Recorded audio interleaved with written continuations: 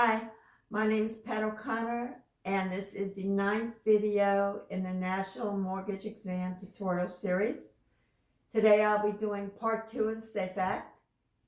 The SAFE Act on the NMLS outline for the exam is 11% of the national test. So that could be 11 questions on this one act. Practice questions are available to subscribers. The directions on how to get them are at the end of the video. So I do recommend that you get it because it's 11% on this one law. I do have a book that I sell, a study guide that I sell, that this tutorial is based on the information in that book. It's for sale on Amazon. And there's hundreds of questions in that book, the 2 practice exams plus questions at the end of each chapter. It's available in paperback and Kindle. I do recommend the paperback version because it's easier to take the quizzes. You can take them multiple times easier. Just Xerox answer sheet numbered 1 to 100 and get multiple copies and use them at the end of each chapter and then for the practice exams, and hopefully that'll help you. All right, so let's get started. I'm going to pick up where I left off last Wednesday, and this is the businesses that are not required to be licensed. Primarily, it's going to be the employees of state and federally chartered banks. They have to be registered loan originators, but they don't have to be licensed. So they need to have their background checked. They submit their fingerprints and personal biography of work experience. But they don't have to take pre-licensing and continuing education courses, and they are known as registered loan originators.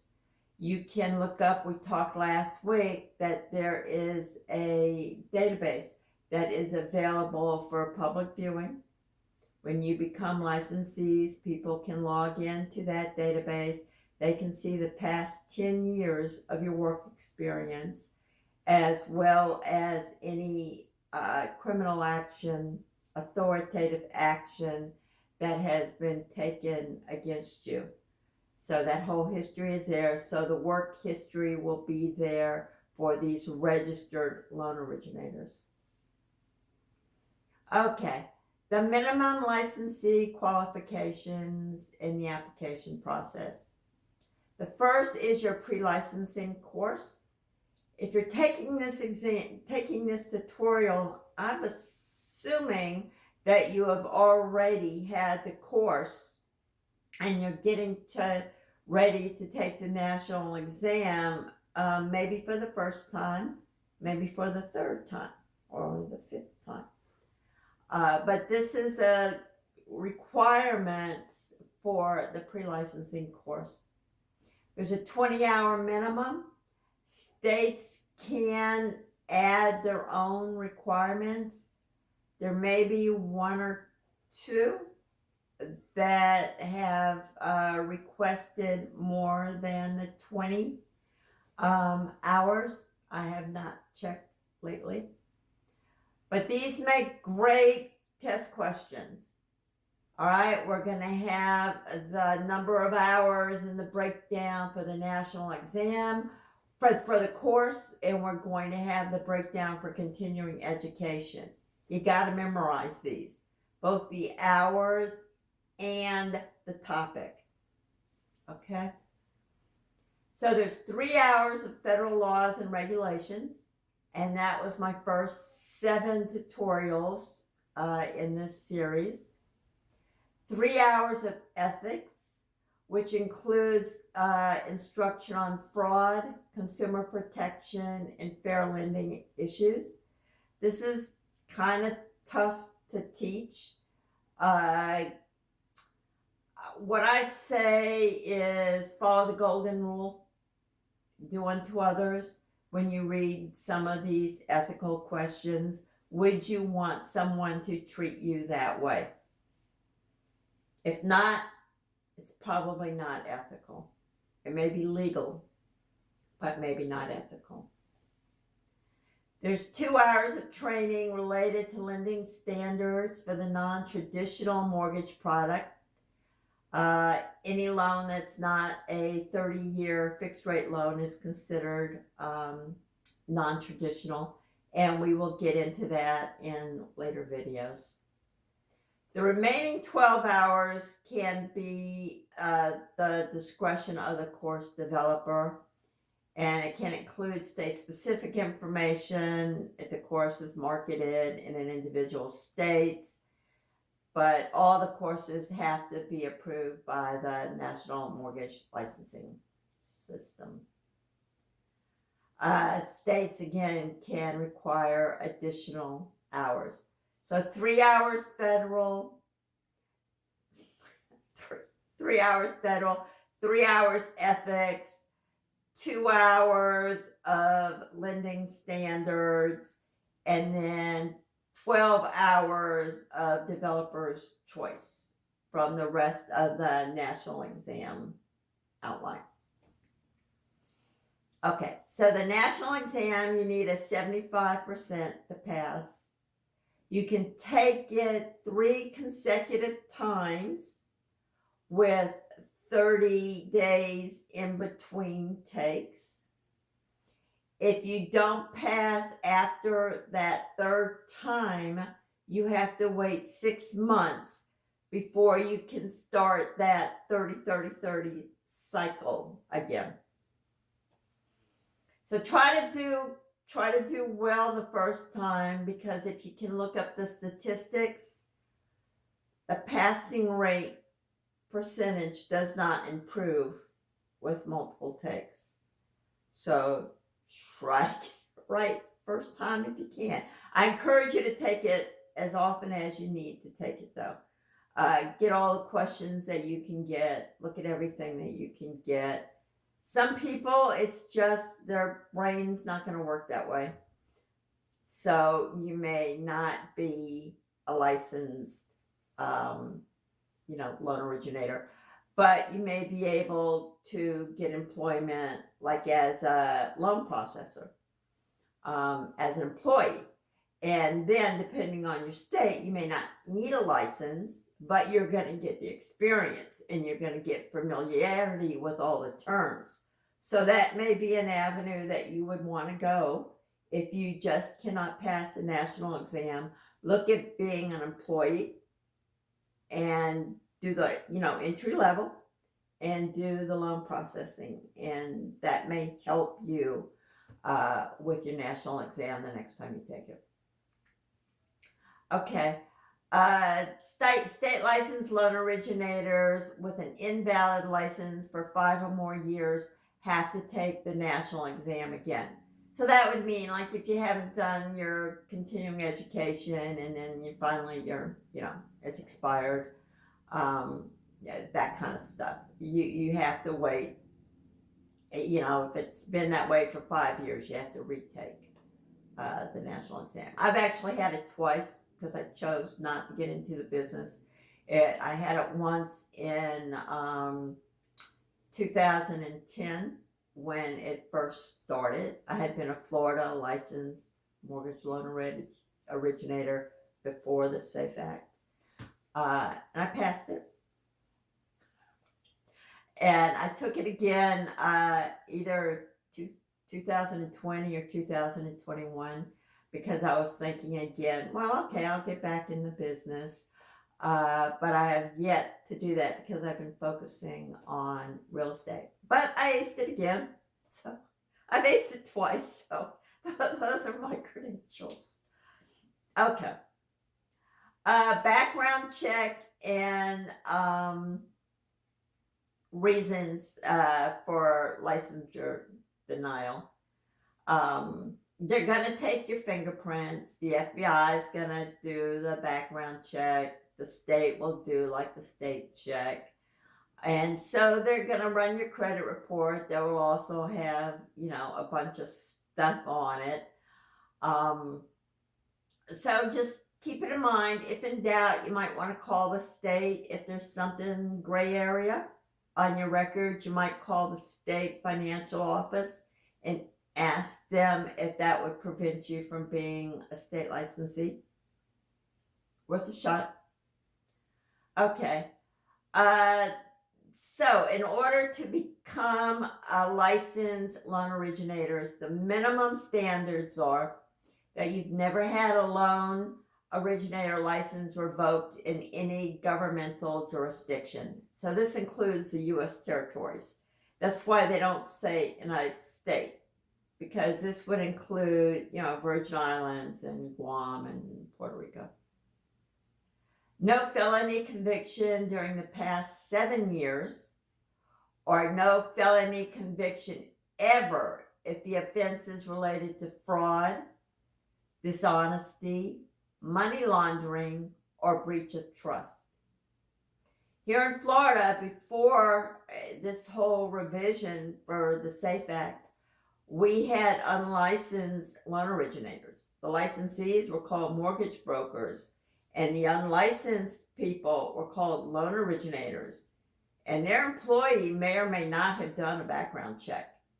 So there was no requirement, at least in Florida, that you have a criminal history. They could have gotten right out of jail for felony charges, and you're sitting there and giving them your social security number, and the public didn't know the difference. So now everybody, if you committed something related to the financial part of the business, you're not going to be licensed again. Okay. If you must have demonstrated financial responsibility, character, and general fitness, and the states determine if an individual is of good character. And in Florida, if you had foreclosures on your record, I know if you had 2, maybe if you had 1. If you had foreclosures, you weren't considered to be of good character, and you weren't getting your license, even though we had just gone through a massive recession here in Florida. Lots and lots of foreclosures, but couldn't get a job. Okay, so other conditions, and again, I'm going through the outline, the content outline that the NMLS publishes. So licensees will either have to meet a net worth or a surety bond requirement, or they have contributed to a recovery fund, whichever the state requires. Here in Florida, we have a recovery fund, and it's funded from fines that loan originators may have to pay, as well as application fees. If the amount of money in the fund falls below a certain level, then they have to contribute. There may be a $2 charge for every application or something that'll go into this fund. And what it is if the public wins a lawsuit against a loan originator, and the loan originator doesn't have the money to pay the judgment, that the public can then petition the recovery fund to pay them up to a certain max per transaction. And, if successful, then the licensee's license would be suspended, I believe, until they pay it back. Okay, so you're out of business till you pay it back. Okay, sponsorship. You're not going to be able to go out and open your own office right away. You need to work for somebody, and that's what the sponsorship requirement is. And if you look at your NMLS record, it'll ask who is your sponsor. So that's going to be your employer. Okay, so that's going to have to be filled in before you can start legally acting as a loan originator. So they also, the sponsors, a little bit more than just an employee. By saying that they're sponsoring you, they are agreeing to oversee your work. So the amount of overseeing you do will depend on the company. Again, I suggest before you sign up with a company that you look into this database that I talked about last week and see if there are any complaints filed against that company, right? Legal action against that company. It could have been unsupervised, loan originators got into trouble. You're new, you're going to make mistakes. You do want somebody to mentor you. And, it's a good job to do remotely, but you're going to need guidance. So keep it in mind when you're going on job interviews. Okay, the definition of a mortgage loan originators, and that is abbreviated as MLO, if you see that, mortgage loan originators, or they're called simply loan originators, LO. So the definition is an individual who takes a residential loan application and offers or negotiates terms of a residential mortgage loan for compensation or gain. So you have to get paid. All right, if you're volunteering to do it, to help somebody out to fill out their application and stuff, and you're not getting paid, maybe you know something about the business, you're not yet licensed, so that's okay. But once you're actually there filling out the blanks, like a telephone interview, and you're filling out the blanks, and then you send it to them for their signature, you have to be licensed. All right, license maintenance, the renewal period. Again, this was new with the SAFE Act. Before, some states would have renewals every 2 years, every 4 years. So now it's renewed every year. States can decide their own renewal date, but it is predominantly December 31st. When I looked at it earlier this week, some states were renewing December the 1st. But I think it was basically those two dates, either December the 1st or December 31st. A background and credit check is done every year. Again, that's different from what the states used to do. It could have been every 2 years or every 4 years. And so now it's every year, and you're going to pay for it as part of your application fee. All right? Credit checks aren't free. Background checks aren't free. It's going to be part of your application fees. Okay, continuing education, 8 hours minimum. The state can add more. Again, these are national standards. So you've got your 20-hour pre-licensing course. So you got to remember that. And now you have the 8 hours of continuing education. And if you see CE in caps, that means continuing education. It may not always be spelled out. 3 hours of federal law, which is the same as your course. 2 hours of ethics, which is 1 hour less. Your course is 3 hours of ethics. So this is 2 hours of ethics. And 2 hours of training in, non-conforming lending. So what are the other loan products other than the 30-year fixed? 1 hour of material that is the course developer's discretion. Okay? 3 hours federal, 2 hours ethics, 2 hours non-conventional mortgages. So that's 2, 3, 5, 7. And then 1 hour at the course developer's discretion. And it could include state material. Expired licensees have to take continuing education for the last year in which they were licensed in order to file for renew of a new license. All right. And if you've been expired for more than 5 years, then you have to take the national exam again. Wouldn't that be fun? All right, change of employer. Loan originator must notify the current employer they've left. They have to update their NMLS employment history. You're going to change who your sponsor is. And you have to grant the new employer access to your NMLS record so that you can be assigned to the new company. So your new company has to do something, and you got to be sure to tell your old company. You know, particularly if you're working remotely, they may not necessarily be able to put a face to a name. You may not have a close relationship with your manager.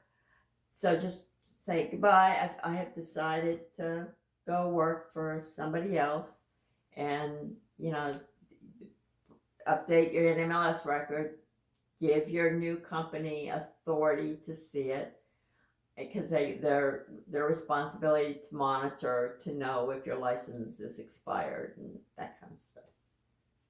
Okay. So the last thing for today is company reports. So what kind of documents have to be submitted, you know, other than approval for your annual background check and credit score? The companies have to do something. Mortgage companies have to complete what's called a mortgage call report, and that report has 2 parts. One is a quarterly report of their residential loan origination activity. Safe Act applies just to residential mortgages, 1 to 4 units. Okay, so your single family, your duplex, triplex, fourplex, all that's residential. Anything other than that is commercial, and you don't need to be licensed. And the second report is an annual report of the company's financial condition, and they will have the forms available on the NMLS. Okay, very last thing, NMLS identifier requirements. You and your company, you need your NMLS ID on the loan application, on the note, and on the mortgage or deed of trust, whichever your state uses. It's split about 50-50. Some have the deed of trust to show conveyance of the properties, and others have the mortgage to show it. Okay, so that is it for today. I try to keep it to under 30 minutes because a description of what I say, I only have so much space in the YouTube description block, and it takes about 30 minutes to complete that, and I don't have space to, if I talk longer, to put anything else. So right about here, you'll have instructions on how to request the practice quiz. Please follow them exactly how I say. And if you wait just a couple of minutes more, you will see the links up here to other videos in this series. And I encourage you to subscribe to not miss anything and to be able to participate and get the quizzes. Okay, that's it. Next week, I will probably be finishing up the SAFE Act. I don't have a whole lot left to talk about, but we'll see how it goes. All right. Thank you. If you like it, like us. Bye.